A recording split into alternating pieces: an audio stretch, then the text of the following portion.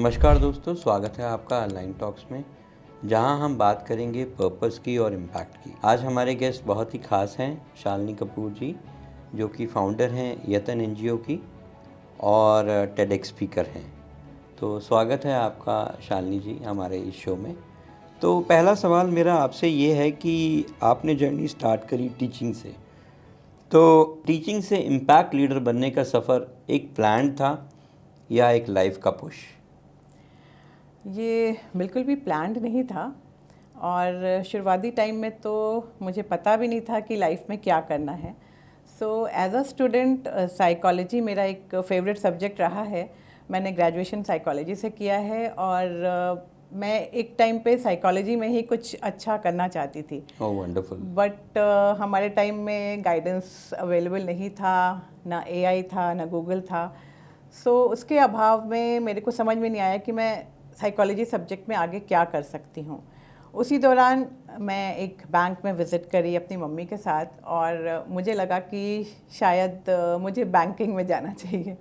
Right. और बस फिर मैंने बैंकिंग के एग्ज़ाम्स की तैयारी शुरू करी और मैंने नाबार्ड का प्रिलिमिनरी राउंड क्लियर भी किया था। ओह वंडरफुल। बट फॉर्चुनेटली अनफॉर्चुनेटली मैं मेंस क्लियर नहीं कर पाई। लेकिन उसी दौरान मैंने कुछ और प्रैक्टिस के लिए कुछ और एंट्रेंस एग्ज़ाम्स दिए थे और मैंने बीएड का एग्ज़ाम क्लियर किया। सो हमारे टाइम में बीएड भी क्लियर करना बहुत इजी नहीं होता था, क्योंकि उस टाइम में गर्ल्स के लिए बोला जाता था कि टीचिंग इज़ द जॉब, जो वो जिसके साथ वो घर एंड बाहर सब देख सकते हैं, they can work as well as take care of the house also. So मैंने बीएड किया एंड बीएड के बाद आई गॉट मैरिड। तो थोड़ा सा करियर में पॉज आया, बट मैं कभी भी खाली बैठना पसंद नहीं करती थी। सो मुझे लगा कि चलो एजुकेशन में मैंने ट्राई किया है, now let me try my luck on business. फिर मैंने पीजी डिप्लोमा किया इन मार्केटिंग मैनेजमेंट। एंड फिर मैंने कुछ छोटे छोटे बिजनेस वेंचर्स भी करे। लेकिन हर वेंचर के बाद मुझे लगता था this is not it, this is not my calling. फिर मैंने बिज़नेस छोड़ के मैं फिर से जॉब में आई और मैंने गुरुग्राम के एक रेप्यूटेड स्कूल में टीचिंग जॉब स्टार्ट करी। एंड स्टार्टिंग में मुझे बहुत अच्छा लगा बच्चों के साथ टाइम स्पेंड करना और अपना नॉलेज, अपनी स्किल उनके साथ शेयर करना। So I was enjoying my job, but कहीं ना कहीं मुझे लग रहा था this is again not right. मेरा शायद ये पर्पस नहीं है, this is not my calling. Still I continued my job and फिर थोड़े टाइम के बाद घर के पास कुछ कंस्ट्रक्शन का वर्क शुरू हुआ एंड वहाँ पे मैं देखती थी कुछ 5-6 बच्चे डेली स्कूल जाते वक्त और आते वक्त वो बच्चे वहीं मिट्टी से खेलते हुए मुझे दिखते थे। राइट। सो वो हमेशा मुझे अपनी ओर अट्रैक्ट करते थे। मैं कभी कभी रुक के उनसे बात भी करती थी। फिर एक दिन अपनी बर्थडे वाले दिन मुझे लगा कि चलो आज मैं इन बच्चों के लिए कुछ करती हूँ। मैंने कुछ स्नैक्स लिए, कुछ नोटबुक पेंसिल ख़रीद के उन बच्चों को बोला आज आप मेरे साथ मेरे घर चलो। एंड बिलीव मी, वो मेरा छोटा सा एक्शन था, बट उन बच्चों ने इतना इन्जॉय किया। उनके चेहरे पे जो खुशी थी, जो सेटिस्फैक्शन था, डिफरेंट टाइप का खाना खा के, कलरिंग करके और एक अच्छा टाइम स्पेंड करके हमने म्यूज़िक पे डांस भी किया। तो जो बच्चों की स्माइल थी, जो उनकी आंखों में एक स्पार्कल थी ना, बस वही देख के मुझे लगा दिस इज़ इट। शायद यही मेरी लाइफ का पर्पस है एंड मैं इसी में कुछ करना चाहती हूँ। And I would say that was the birth of Yatan. Brilliant. तो यतन की शुरुआत आपने कब करी और कितने साल से आप काम कर रहे हैं और कितने बच्चों को आप अभी जो है उनके लाइफ में एक पर्पस दे रहे हैं? तो यतन मैंने 2015 में स्टार्ट किया था एंड स्टार्टिंग इन्हीं 5 बच्चों से हुई थी। और ये जल्दी ही 5 से 50 हो गए थे। तो मैंने स्टार्टिंग तो अपने घर से करी थी, बट जब बच्चे बढ़ते गए तो इट वाज नॉट पॉसिबल मेरे लिए भी, और जो नेबरहुड के लोग थे उनको भी प्रॉब्लम हो रही थी। सो फिर हमने शिफ्ट किया था कम्युनिटी सेंटर में। वहाँ पे बड़ी ओपन स्पेस में I used to teach children. So देखते देखते ये बच्चे 5 से 50, फिर 100, 500 एंड आज की डेट में मैं बोलूँगी मोर देन 5000 चिल्ड्रन को यतन इम्पैक्ट कर चुका है. Wow, that's huge number. Wow. So it's almost 11 years now, and we are still working on more students, and we are also working in the field of skill development. So बच्चों के साथ काम करते करते मुझे रियलाइज़ हुआ कि अगर हम बच्चों पे लाइफ लॉन्ग इम्पैक्ट लाना चाहते हैं तो हमें उनकी फैमिली लाइफ भी देखनी ज़रूरी है. Right. तो फैमिली में सबसे पहले ठीक है फादर हैं, बट अगर हमने मदर को चेंज कर लिया तो mother can change, women can change the world. Right. सो फिर हमने उनकी मदर से भी बात करनी शुरू करी. उसी के साथ वहीं से हमने women empowerment, women skill development, इन वाली टॉपिक्स पे भी काम शुरू किया. एंड फिर जब हमारे साथ पूरी फैमिली जुड़ी तो impact was visible. Wonderful wonderful. तो मैम आप टीचिंग के साथ हमेशा से जुड़े हुए हैं, तो उसमें बहुत सारी फ़न एक्टिविटी होती हैं. Right. आप फ़न तरीके से बच्चों को कराते हैं. तो हमारा जो नेक्स्ट सेगमेंट है हाँ वो जी. कुछ फ़न से रिलेटेड है, तो हम लोग कुछ यूनिक ट्राई करेंगे. तो एक क्विक रैपिड फायर राउंड की तरह वो होगा, एंड लेट्स सी कि क्या रिस्पॉन्स आता है. तो अगर आपको चूज़ करना हो टीचिंग या फील्ड वर्क, तो क्या चूज़ करेंगे? टीचिंग. इम्पैक्ट या स्टेबिलिटी? इम्पैक्ट, क्योंकि इम्पैक्ट होगा फिर स्टेबिलिटी अपने आप फॉलो करेगी. Oh brilliant. प्लानिंग या action? Planning is followed by action. Wonderful. City life या रूरल इंडिया? रूरल इंडिया, क्योंकि चेंज, अगर हम रूरल इंडिया में चेंज लाएंगे तभी we can shine, India can shine bright. बिल्कुल बिल्कुल, बहुत सुंदर बहुत सुंदर. और यतन की शुरुआत करना, it was not a easy decision. कुछ जो आपको लगता है कि कुछ चैलेंजेस आपके साथ आए यतन को शुरुआत के समय में, और उसको आपने कैसे ओवरकम किया? So if you want to tell us about that. So शुरुआत में ये बिल्कुल भी इजी नहीं था. टाइम मैनेज करना, प्लेस का issue, funding issue, resources issue, काफ़ी सारे इश्यूज थे. बट अब एक क्लियरिटी थी जो था पर्पस. सो अब this is not it, this is what I want में कन्वर्ट हो चुका था. सो purpose was bigger than the problems. तो अब मुझे वो प्रॉब्लम छोटी लग रही थी. दो सबसे बड़ी प्रॉब्लम थी टाइम मैनेज करना, क्योंकि मैं जॉब में थी और जॉब के साथ कुछ भी और नया काम करना वाज नॉट इजी. एंड अगर आप देखोगे teaching job is not 7 hour या 8 आवर्स. आज की डेट में teaching is 24/7. Right right. So उसके साथ ये करना वाज डिफ़िकल्ट, बट स्टिल मैंने उसको मैनेज किया कि जो मेरा आफ्टरनून नैप का टाइम है उस टाइम को मैंने कट शॉर्ट किया. एंड 3 to 5 मैंने पहले 2 आवर्स के लिए आई स्टार्टेड कि बच्चों को मैं वो वहाँ से टाइम देती हूँ, एंड लेट्स सी मैं कैसे उसको और आगे मैनेज कर सकती हूँ. उसके बाद जैसे मैंने बताया इशू आया था प्लेस का. तो प्लेस को हमने फिर कम्युनिटी सेंटर में गए. फिर कम्युनिटी सेंटर में भी हमें लगा कि कंसिस्टेंसी नहीं हो पा रही है, क्योंकि कभी वो बुकड होता था मैरिजेस के लिए, कभी वहाँ पे ये नवरात्रों में तो 10-12 डेज़ के लिए हमें वो जगह नहीं मिलती थी. तो फिर अगर हम वहाँ पे इतने दिन छुट्टी कर देते थे तो बच्चों में भी गैप आ जाता था. Right. फिर उन्हें वापस लाना वाज एन इशू. सो फिर हमने एक छोटी प्लेस ली थी रेंट पे, एंड फिर वहाँ से हमने शुरुआत करी. फिर धीरे धीरे we have now move to a bigger space. And उसके बाद जो बिगर प्रॉब्लम थी वो थी फंडिंग की. तो अगर हमने कुछ भी करना है तो सब जगह you need money. So starting days में मेरा ये मानना था कि सिंस मैंने इसको स्टार्ट किया है तो I have to take care of it. जैसे कहते हैं ना कि आपने अगर अपने राइट हैंड से कुछ दिया है तो लेफ्ट हैंड को भी पता नहीं चलनी चाहिए. Right right. So I was following that. लेकिन उससे मैं लिमिटेड पर्सन पे इम्पैक्ट डाल पा रही थी.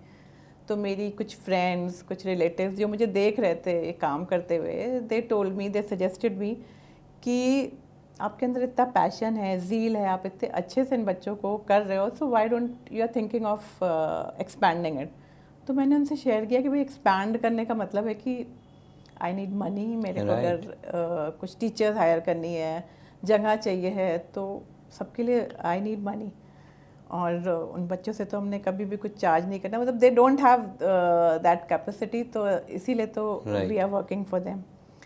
फिर मेरी फ्रेंड्स ने सजेस्ट किया कि you should start showing your work and ठीक है, स्टार्टिंग में we will also help you, but हमारे अलावा भी और हेल्प की ज़रूरत है।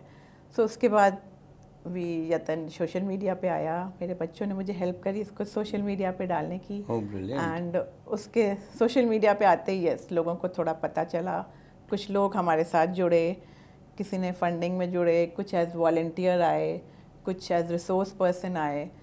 तो उसके बाद now we have a big team of supporters. उसके बिना तो ये पॉसिबल नहीं था। तो आज बहुत सारे लोग हैं इस यतन के सक्सेस पे, बिहाइंड यतन। Wonderful wonderful.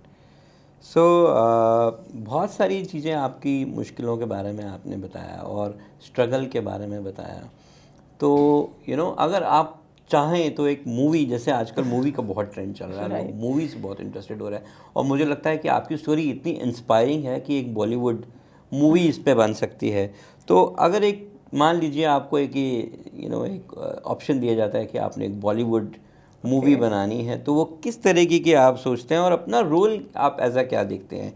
क्या आप अपने आप को एज अ लीडर देखते हैं, एक फाइटर देखते हैं, या चेंज मेकर देखते हैं? तो हाउ डू यू प्लान अगर आपको एक ऐसे मूवी बनानी हो यतन एनजीओ पे? राइट। सो अपने आप को तो मैं एक चेंज मेकर ही, एज अ चेंज मेकर ही देखती हूँ।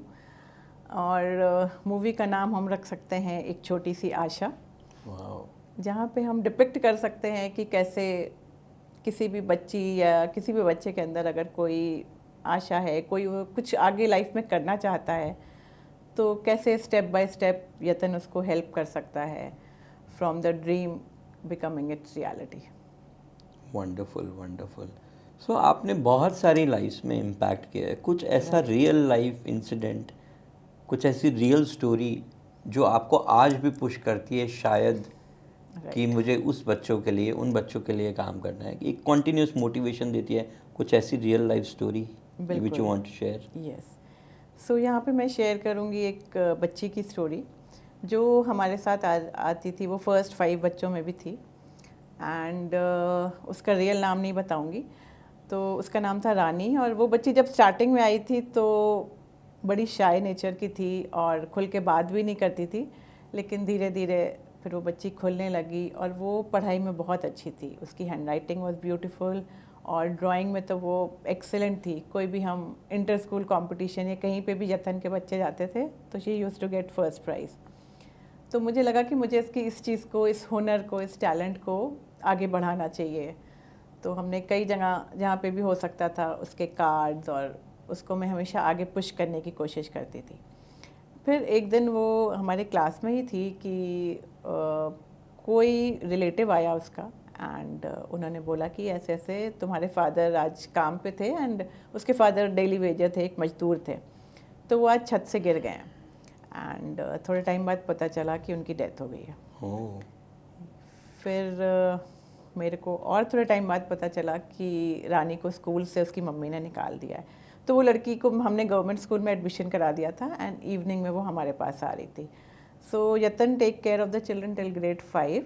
उसके बाद हमारी कोशिश होती है कि हम बच्चों को गवर्नमेंट स्कूल में उनका एडमिशन करा दें। उनके जो भी पेपर वर्क हैं, जो भी चीज़ें हैं, वो पूरी करा के हम उनको गवर्नमेंट स्कूल में उनका एडमिशन कराते हैं। फिर इवनिंग में वो बच्चे हमारे पास आते हैं। उनको कोई भी किसी सब्जेक्ट में प्रॉब्लम है या उनको कोई भी हम एक स्किल नर्चर करने में हेल्प करते हैं। तो फिर उसके बाद उस लड़की ने हमारे पास भी आना बंद कर दिया। फिर मैंने उसके घर गई, उसकी मम्मी से बात करी। तो रानी के 2 और छोटे भाई बहन थे। तो उसकी मम्मी ने बोला कि अब हम दोनों को मिलके काम करना पड़ेगा, क्योंकि इन भाई बहन को भी देखना है और घर का भी खर्चा कैसे चलेगा। और उस टाइम रानी ग्रेड 9 में थी। तो मुझे लगा कि इसको 10th तक तो ज़रूर पढ़ना चाहिए। पर मैंने उनको बोला भी कि ठीक है यतन, आपको थोड़ा बहुत राशन में डेली जो भी आपका राशन वगैरह की प्रॉब्लम है वो हम सॉल्व कर देंगे। बट फिर भी उसकी मम्मी केवल इतना मानी कि ठीक है शाम को ही आपके पास आ जाएगी और मैं एक काम इसका कम करा दूँगी, बट स्टिल हमें काम करना पड़ेगा। फिर उस तरह से रानी इवनिंग में हमारे पास आती थी। मैंने उसको ओपन स्कूल से 10th कराया एंड उसके बाद उसके कुछ स्किल्स हमने इन्हांस करे। उसको टेलरिंग क्लास कराया, वो बहुत अच्छी एम्ब्रॉयडरी करना सीख गई। फिर उसने हमारे यहाँ से ब्यूटी कोर्स भी किया और बहुत ही अच्छी वो अब एक मेहंदी आर्टिस्ट है। और इवन ये जो हमारे तीज होता है या करवा चौथ होता है उसकी बुकिंग फुल होती है और she is on high demand. तो इस टाइम पे रानी एक as a individual as a mehndi artist बन गई है, वो अपने पैरों पे खड़ी हो गई है। तो ये देख के मुझे मतलब आई फील रियली प्राउड कि वी कुड इम्पैक्ट उसकी लाइफ में एक इम्पैक्ट छोड़ पाए हम। तो आपके लिए इम्पैक्ट की सही परिभाषा क्या होगी? मतलब how do you measure the impact की? कब आपको लगता है कि कब उस स्टेज पे वो, जैसा आपने बताया रानी की स्टोरी, तो आपको कब एक फील सेटिस्फेक्शन होती है व्हेन दे स्टार्ट अर्निंग, और व्हाट इज इट? इम्पैक्ट आपको जो बेनिफिशियरी है उसकी आंखों में ही दिखने लगेगा। आपको पता लग जाएगा कि हाँ अब वो कॉन्फिडेंट है, उसके अंदर वो ये कॉन्फिडेंट है कि वो अपनी लाइफ में कुछ ना कुछ अब कर लेगा। He doesn't need support financially, ना उनको डोनेशन का सपोर्ट चाहिए ना ऐसी हेल्प चाहिए। दे आर सेल्फ सफिशिएंट और वो अपनी लाइफ में कुछ ना कुछ ज़रूर कर लेंगे। Brilliant, brilliant, that's really transformational I would से कि जिस बैकग्राउंड से आए हैं और जितना आपने उनके साथ काम किया है और अब वो खुद सेल्फ अर्न हो कर पा रहे हैं, अपनी एक अर्निंग कमा पाए, दैट्स रियली रिमार्केबल। और इसी से ही हम अपने एक नेक्स्ट सेगमेंट में आते हैं जो कि एक मिथ और रियलिटी वाला जो होता है, क्योंकि एनजीओज़ के ऊपर बहुत सारे बिट्स भी हैं और कुछ जानना भी चाह रहे हैं। बिल्कुल। तो पहला हमारा सवाल है, एनजीओ का काम स्लो होता है, ये रियल है या मिथ? ये रियल है। एनजीओ का काम स्लो इसलिए होता है कि इम्पैक्ट आते आते टाइम लगता है। एकदम से आप इम्पैक्ट नहीं देख सकते कि कोई बच्चा या कोई लेडी आ जाइए और कल शी इज़ सक्सेसफुल।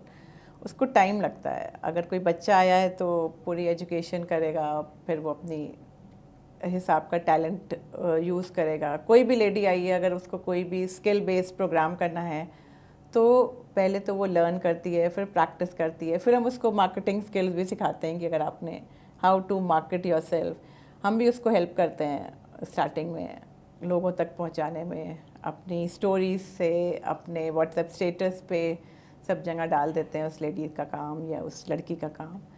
एंड इस तरह से इट इज़ मतलब इट टेक्स टाइम। यस। और दूसरा सवाल ये है, यूथ को सोशल वर्क बहुत बोरिंग लगता है आजकल, ये रियलिटी है, ये मिथ? ये मिथ है। अगर एक यूथ हमारे पास आता है एंड हम उसको कनेक्ट करा देते हैं एंड फिर वो यूथ ही हमें कई बार इतने आइडियाज़ एंड इतनी लर्निंग दे के जाता है। तो यूथ करना चाहता है, the only thing is direction. उन्हें पता नहीं है कैसे करना है। और ये है कि हाँ एकदम से सडन आप नहीं देखोगे कि खड़ा होकर कोई यूथ कुछ काम कर रहा है, but when they are connected, they feel connected with the cause, they are doing great job. Right. और दूसरा सवाल है कि एक इंसान चेंज ला सकता है? बिल्कुल, एक इंसान भी चेंज ला सकता है। राइट। बूंद बूंद से कहते हैं ना सागर भरता है, उसी तरह से एक इंसान मैं कहती हूँ किसी की भी लाइफ में एक इंसान की भी लाइफ बदल दे। So this is change, this is impact. तो मैम मान लीजिए कि आपको और यतन को एक अनलिमिटेड फंड मिल जाता है और अनलिमिटेड रिसोर्सेज मिल जाते हैं, तो यतन का ड्रीम प्रोजेक्ट क्या होगा? सो मैं हमेशा से गर्ल्स के लिए क्लोज रही हूँ, उनके लिए एक मेरा एक्स्ट्रा हार्ट रहा है। तो मैं कुछ गर्ल्स के लिए करना चाहूँगी और उस प्रोजेक्ट का नाम शायद मैं उड़ान रखूँगी, to give them extra wings. तो अगर आप आज का डेटा देखोगे तो जो गर्ल्स हैं अभी भी 10 तक बहुत कम गर्ल्स पहुँच पाती हैं। 100 में से 20 गर्ल्स का ड्रॉप आउट है। एंड आप रीज़न देखोगे तो रीज़न आएगा अर्ली चाइल्ड मैरिज या फाइनेंशियल कंस्ट्रेंट। बट यहाँ पे अर्ली चाइल्ड मैरिज वो नहीं है कि वो जो उनकी रस्में चली आ रही हैं। इसका एक रीज़न ये है क्योंकि हम ग्राउंड पे जाके लोगों से बात भी करते हैं, तो जो रीज़न हमारे सामने आया दैट विल बी शॉकिंग। तो वो इसलिए कर देते हैं कि बोथ पेरेंट्स आर वर्किंग और उन्हें लगता है कि घर पे उनकी जो लड़कियां हैं वो पूरा दिन रहती हैं और वो सेफ़ नहीं है। तो सेफ्टी पॉइंट ऑफ व्यू से भी उन्हें लगता है कि अगर हम अपनी लड़की की शादी जल्दी कर देंगे तो वो बच जाएगी, उस अपनी लाइफ आगे जी पाएगी। तो मुझे ये सुन के काफ़ी शॉकिंग लगा कि इस वजह से एक बच्ची अपना करियर या अपनी लाइफ कट शॉर्ट करनी पड़ पा रही है, क्योंकि because of the society. Right. And जहाँ पे फाइनेंशियल कंस्ट्रेंट की बात है तो 12th तक गवर्नमेंट ने एजुकेशन फ्री करी हुई है, तो कोई भी पेरेंट चाहे तो वो अपनी लड़की को पढ़ा सकता है, उसमें उसके पैसे नहीं लगेंगे सरकारी स्कूल में। लेकिन फिर भी पेरेंट इसलिए बच्ची को बाहर निकाल देते हैं क्योंकि उन्हें लगता है कि 10th के बाद जो है या बिफोर 10th ये बच्ची अब बड़ी हो गई है और ये उनको फाइनेंशियली हेल्प कर सकती है। सो आज भी दो लीगली गवर्नमेंट अलाउ नहीं कर रही है कि बिलो 18 ईयर्स के बच्चे काम करें, लेकिन बहुत सारी लड़कियां आज भी घरों में एज मेड काम कर रही हैं। और जो हाई सोसाइटी है, जो आप बोलेंगे बड़े लोग हैं, वो इस चीज़ को प्रमोट कर रहे हैं। उनको लगता है कि कोई लड़की उनके घर में फुल टाइम रहेगी तो शी इज़ हेल्पिंग देम, वो उनके बच्चे की अच्छी देखभाल कर रही है, सो वो उसको बहुत अच्छी एंड ल्यूक्रेटिव सैलरी दे रहे हैं, उनको बहुत अच्छी अच्छी चीज़ें देंगे, उन्हें मोबाइल देंगे, अच्छे कपड़े देंगे, so that way they are promoting child labour. लेकिन इसके अगेंस्ट कोई भी एक्शन नहीं हो रहा है। तो मैं एक ऐसी जगह बनाना चाहूँगी जहाँ पे एवरी गर्ल इज़ सेफ़। सबसे पहले तो वो सेफ़ है, पेरेंट वहाँ उनको छोड़ के जा सकें, एंड फुल डे वो लड़की एजुकेशन के साथ साथ कई तरह की स्किल सीख पाए। एजुकेशन तो एक सिर्फ ज़रिया है, बट स्किल सीखना आज की लाइफ में काफ़ी इम्पॉर्टेंट है, जैसे कि हमारी न्यू एजुकेशन पॉलिसी के थ्रू। सो उस बच्ची को फाइनेंस मैनेज करना भी आना चाहिए। She should know her skill, मुझे लगता है थोड़ी थोड़ी उसको सीखनी चाहिए, and then she can find out उसकी कॉलिंग क्या है। Maybe fashion designing unit हो, वहाँ पे हमारा AI सेंटर हो, कंप्यूटर्स हो, जहाँ पे बच्चा डिजिटल प्लानिंग सीख पाए, और आज का क्या चीज़ें जो चल रही, जो भी ट्रेंडिंग है AI के थ्रू उन्हें वो आना चाहिए। इंटीरियर डिज़ाइनिंग यूनिट होना चाहिए, और beauty related they can learn so many thing. And सिर्फ वहीं पे नहीं रुकना सही चाहिए, ट्रेनिंग तक। उसके बाद वी कुड हेल्प देम उनका अपना यूनिट स्टार्ट करने में। जैसे अगर उन्हें कोई फैशन डिज़ाइनिंग यूनिट या अपनी बुटीक स्टार्ट करनी है तो वी कुड सपोर्ट देम एक सेटअप करने में, वहाँ तक हमारा सपोर्ट पूरा होना चाहिए। So this is my dream, and I hope कि आपके माध्यम से ये ड्रीम और लोगों तक पहुँचेगा, and we would good support in fulfilling this. Wonderful wonderful. तो मैम आप बहुत सारे यूथ के साथ काम करते हैं, बट यूथ आजकल हमारा रील्स में बिजी है बिल्कुल। और बहुत सारा वीडियोस देखने में बिजी है, तो उन्हें आप ग्राउंड रियलिटीज़ के साथ कैसे कनेक्ट करते हैं? सो जो यूथ है वो, आपने बिल्कुल ठीक कहा, काफ़ी रील्स के साथ कनेक्टेड है, बट वो इसलिए कनेक्टेड है क्योंकि उन्हें, उनके पास कोई सोर्स नहीं है, उन्हें पता नहीं है, उनका लाइफ में पर्पस नहीं है। दे डोंट नो कि उनकी कॉलिंग कहाँ है।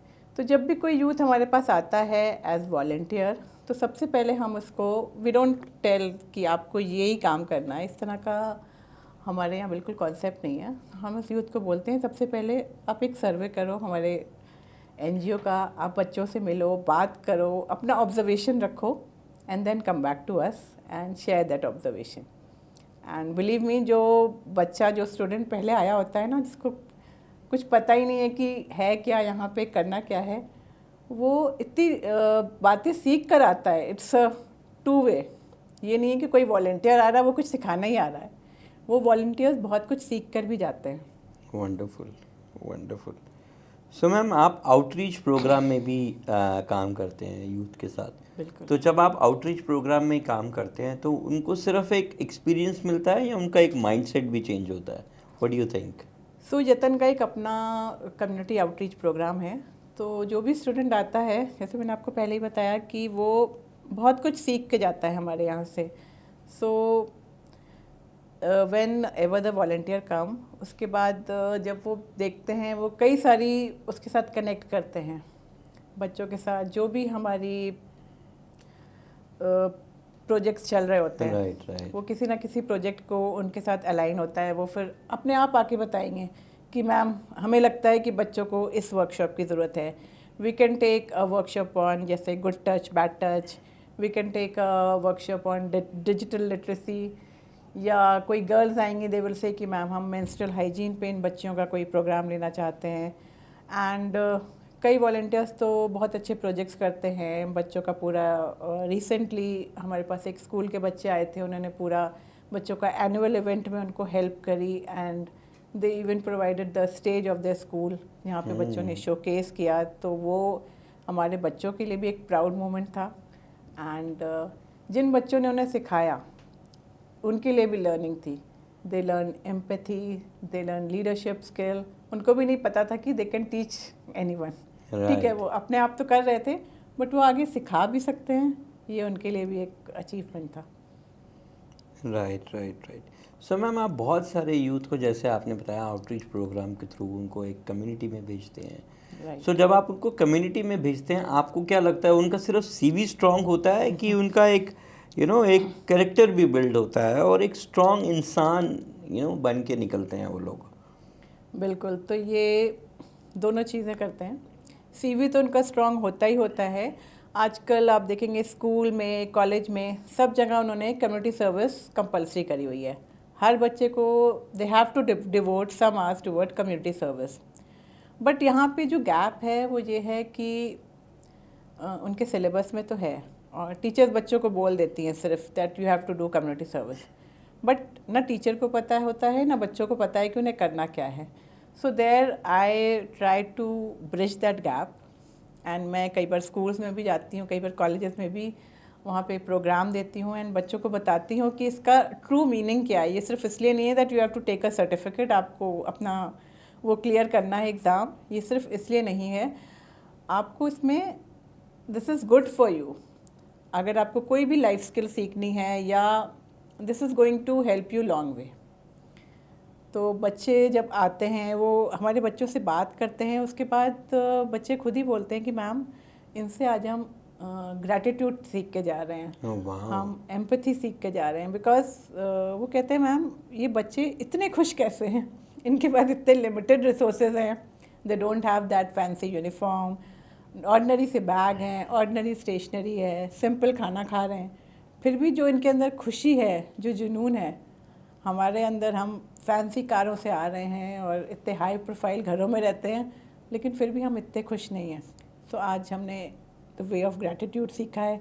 फिर आप कभी भी देखेंगे ये बच्चे जो खाना खाते हैं ना, वी हैव टॉट देम कि आपको कुछ भी वेस्ट नहीं करना है। आप इनकी पूरी प्लेट साफ़ होती है। जैसे अगर आप गुरुजी के आश्रम जाते हैं तो वहाँ पे हमें सिखाया जाता है दैट एक दाना भी नहीं छोड़ना। तो यहाँ पे भी हमारे बच्चे कुछ वेस्टेज नहीं करते हैं, तो ये एक उनके लिए और लर्निंग होती है। उसके अलावा दे लर्न लीडरशिप स्किल्स तो हैं ही, they know how to start a project को कैसे करना है, तो ये रियल टाइम लर्निंग है। और कोई भी बच्चा अगर कुछ टाइम कम्युनिटी सर्विस के लिए डिवोट कर रहा है तो they even get chance to get through bigger universities, India हो या अब्रॉड हो, उसमें भी they give points to the student जिन्होंने कुछ आज कम्युनिटी सर्विस के लिए करे हों। तो I even help them in designing their projects. Proper project वो अगर करना चाहें as a individual, so they can do their project, they can make their small initiatives and I help them in different field, different NGOs में भी आप कैसे काम कर सकते हैं। Wonderful, that's so wonderful. और हम इसी के साथ हम नेक्स्ट गेम में जाते हैं, जिसको हम एक वन वर्ड गेम कहते हैं। And I will give you one word and आपको उसी को एक इम्पैक्ट, जैसे मैंने आपको बताया कि एक वर्ड है इम्पैक्ट, तो उसका वन वर्ड में आप उसको कैसे डिफाइन करते हैं।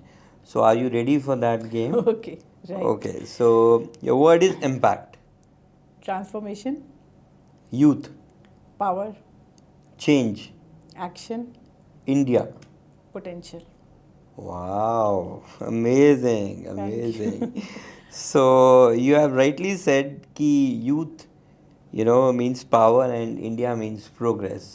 So उसी से ही हम लोग अपने नेक्स्ट उसमें जाते हैं कि अगर कोई व्यूअर इस पॉडकास्ट को देख रहा है और कोई यूथ इस पॉडकास्ट को देख रहा है, तो उसके लिए आप क्या मैसेज देना चाहेंगे और वो आपसे कैसे जुड़ सकते हैं? आज के यूथ के पास पावर है, पोटेंशियल है, ज़ील है, the only thing they are missing is direction. So अगर वो अपनी लाइफ को सही डायरेक्शन ले जाएंगे तो they will not change as a individual, but वो बहुत चेंजेस हर किसी की लाइफ में चेंज ला सकते हैं। सो आज कोई भी अगर who is connecting with us, so of course हम अकेले we can do so much little, and if we get support of you also there is so much to be done. तो those who want to support us, they can support us by volunteering. बहुत सारे program चल रहे हैं. They can help us with social media, by handling social media, by spreading awareness to others. और जिस भी तरह से वो बच्चे हैं या वुमेन्स हैं या यूथ है, उनको they can help by giving workshop, अगर career guidance. So you can connect with so many ways, and of course you can help us by funding, by raising fund for our NGO, और आप चाहें तो resources. There are so many ways you can get connected with us. Right. So ma'am आप यहाँ आए काशा के studio में. We wanted to know how you are feeling, any feedback, और आपको कैसा लग रहा है Sure. कुछ? So यहाँ के मुझे बहुत अच्छा लगा. It's like heart to heart talk, I would say. मुझे ऐसा बिल्कुल नहीं लगा that we are doing a podcast. It was बिल्कुल simple talk and very nicely done. Thank you. एक हम जानना चाहेंगे, बिकॉज कभी ना हमें सॉन्ग्स या एक कोट Okay. बहुत मोटिवेशन देता है अपनी लाइफ में. तो कोई आपका फेवरेट कोट या आपका कोई फेवरेट सॉन्ग जो आपको हमेशा मोटिवेट करता है कि आप अपने काम पर निरंतर चलते रहें और लोगों की ज़िंदगी में एक परिवर्तन ला सकें? बिल्कुल. सो वो कोट जिसने मुझे यहाँ तक आई वुड से ड्राइव किया है, that is be the change you want to see in the world. तो जो भी चेंज आपको लगता है, आप कहीं पे भी आए हो, किसी रोड पे भी हो, इफ़ यू सी कि हम सब आसानी से बोल देते हैं कितना गंदा हो रहा है यहाँ पे, कितना लिटर है, but be that change. At least आप अपना, अगर आपने कोई पैकेट लिया हुआ है, आप वहाँ मत थ्रो करो. और अगर आप आगे बढ़ना चाहते हो तो आप खुद उतर के, कुछ लोग इकट्ठे करके, you can clean that road. Wonderful. So I think that was really great, and thank you so much for coming to the Thank you. Kasha Thanks to studio, you. and we are lucky to have you. और ये थे हमारे साथ शालिनी जी, जिन्होंने हमें आज बताया कि किस तरीके से एक सिंगल इंसान भी बहुत बड़ा बदलाव ला सकता है, और बताया पर्पस के बारे में लाइफ में, और कैसे आप अपने पैशन से एक प्रोफेशन बना कर सकते हैं और लोगों की ज़िंदगी में एक बड़ा बदलाव ला सकते हैं. तो हमें लाइक कीजिए, हमें सब्सक्राइब करिए और हमें फॉलो करिए, और हमारे साथ जुड़े रहिए अगले एपिसोड के साथ. Thank you.